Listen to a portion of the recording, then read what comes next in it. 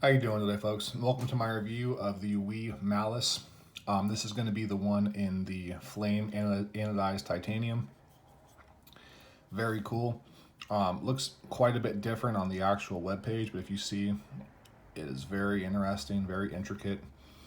It's nowhere near as pronounced as the one on the website looks, but I really kind of prefer this sort of ghostly hued tie. It's very cool. I also have a titanium clip, titanium backspacer, titanium hardware, everything is tie. The blade itself is M390. You can see it very, very tiny right here. We likes to make things very, very small, but right there, that M390, very unobtrusive.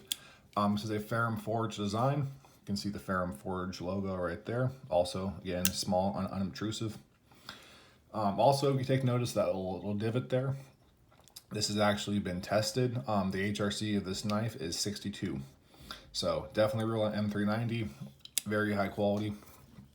Now, I've had this knife for a little over maybe 8 months. Carried it quite a bit, used it quite a bit. And my overall opinions on this knife are actually pretty positive. As far as the detent, it for the most part will whip out. If you do it enough, it might fail. Actually, no, it's doing pretty good right now. But there are plenty of times you'll flip it and it'll kind of just go whoop. Because of the fuller there, you can finger flick it, thumb flick it or whatever, roll it out. You can also thumb flick it. I kind of can't. Let's see if I can get it on camera. Oh, never mind. Normally I can't do that. I got some buddies of mine with smaller fingers that can do that very easily though. We have a 3.5 inch blade. With this very generous finger choil here, we have about 3.2. So still plenty usable blade length. It's definitely too small for my hands. If I just hold it normal, I have my entire pinky sticking off. Oops, a little higher. I still have my whole pinky sticking off. And if I use the actual finger choil, then I'm right here on the end. But as long as I use the actual choil, it's very good to go. The ergonomics are similar to a Malice. This is obviously much more smooth than everything else, but like in terms of just how it feels in the hand, it's very close. In the interest of people being busy, not wanting to watch a 15-minute video, my score on this knife is going to be an 85. If you are curious as to how I got there, then by all means keep on watching. So as far as hot spots on this knife, this clip, or excuse me, this backspacer, which is, as you can see, just barely raised off the scale. Some of this stuff is not chamfered quite as well as I would like. So when you're really choking up on it, again, you can immediately see imprints on my hand. It's not horrible. It's not by any means a super bad hot spot, but it's definitely a hot spot. As far as the action goes, again, it's either really good or it's kind of mediocre. This knife is very temperamental. So again, there are times I'll flip it, over and over and over again with zero issues. And then there are times, again, just like that, to where it'll come out the majority of the way and you gotta use a little bit of wrist. Generally for a flipper knife, I don't really want to have to use wrist. So that's kind of a problem. The multiple opening methods do make it very enjoyable to fidget with. Again, being able to spidey flick and everything else is very cool. Because of the way this fuller is designed, a whole bunch of stuff gets cut in there, or it gets stuck in there.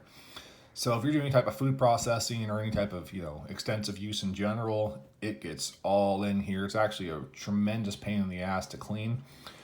You can obviously just use like a can of compressed air and blow it all out. But you'll always have little bits that remain that you have to take like basically a Q-tip or I used to take a piece of paper towel and I'd twist it out and then I'd take it right there and run it in between them. Which is cool for all of these. This little piece right there, you kind of just have to scrub and hope it comes out. So that's not really okay with me. It is a design aesthetic, and from that design aesthetic, it looks very nice. But functional wise, it's not great. Again, I mentioned this is an M390 blade with a very good heat treat. The edge on this knife is phenomenal.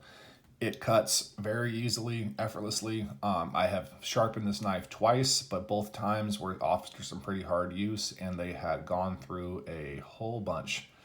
So the fact that it was able to, deal with that much is crazy to me. M390 is a pain in the ass to sharpen, famously so. It's not necessarily hard, it's just you have to be really consistent for a very long period of time, and that's not really ideal for a lot of people. Now, as far as my philosophy of carry for this knife, I have not hard used this. I'm going to make that very, very clear. It's definitely been used, but it's not been hard used. As far as how it would stand up with the hard use scenario, we have a decent amount of meat at the tip, relatively thick blade stock, which tapers down to a very thin edge. So I definitely think it would hold up quite well in terms of actually use and carrying everything else. But as it is, I did not get to see that. I just have other knives that like a bit more than this for that whole hard use category, because again, once you really bear down on this, there's hot spots everywhere. I also want to mention the clip. The clip does not have the greatest retention. So as you can see, it's not bad, but it slides out really, really easy. I've never had it fall out of my pocket, but it will slide to about right there and then kind of just hang out and bounce. Then I have to push it back in a little bit. Not a huge deal, but definitely something that should be noted. As far as the pivot and everything else, you have a little bit of dirt. You have standard Torx hardware. This nice WE on the front with standard Torx hardware on the back on the actual pivot. The jimping on the flipper tab is a little inconsistent. It's a little hot. It's not quite ideal. It does grab onto your finger, but it also kind of tears it up at the same time. Again, none of these things are huge deals. I want to make this very clear. Again, this knife score is going to be an 85 because it is overall a very, very solid piece. But there are little issues here and there. Now, as far as the good of this knife, I'm not Nick Shabazz. I'm not going to do the good, the bad, the ugly, but there are some very good things about this knife. The ergos really are fantastic in terms of just being able to use it. You can choke it up very easily, very nicely. I'm not normally a huge fan of finger trolls, but as far as finger trolls go, this is absolutely good to go. Phenomenal piece. And again, you can just cut for absolute days very comfortably. As long as you don't really, really choke up on it and you really grab it. Like when I start really working it, I'm digging in and then it gets to be bad. But as long as you have a nice even grip and you're just kind of going slow with it, you can use this knife without any hot spots or any issues. But again, it's not really how I like to use my knives. As far as blade to handle ratio, as you can see, we are just about perfect. You can probably fit maybe a millimeter more blade in there, but like that's not a big deal at all.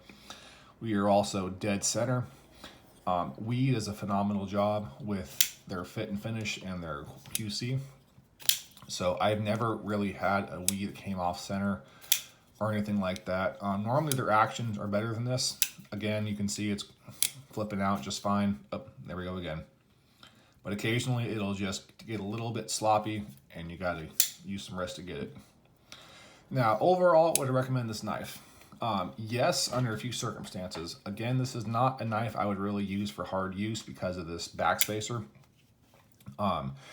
But as far as a EDC knife, it is absolutely good to go. As far as light carry, light use, and everything else, it's fine.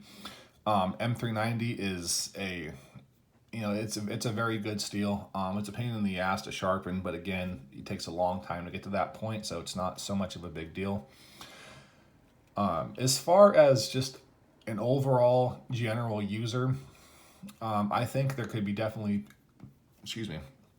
I think there's definitely some better ones out there, but this is absolutely good to go. As far as the price on this knife, this is $280. So almost a $300 knife. For that, there is some very steep competition and some knives that are just better. So what I'm going to say is that if you like the aesthetic, this very nice flame anode titanium. They also have standard gray titanium, a few other different finishes, but this is by far the best one to me.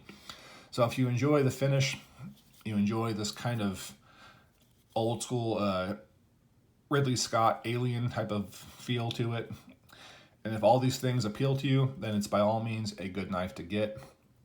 Again, for that retail price of around $300, it's not particularly ideal. If this is around 200, maybe 220, I'd be able to recommend it much higher. But as it is good and it is not great. But the overall score on this knife is going to be an 85, an 8.5 out of 10, or 85 out of 100. An absolute good knife, but not quite a great one. Thank you for your time, folks. As always, I love you all very, very much. Have a good day and take care. Bye.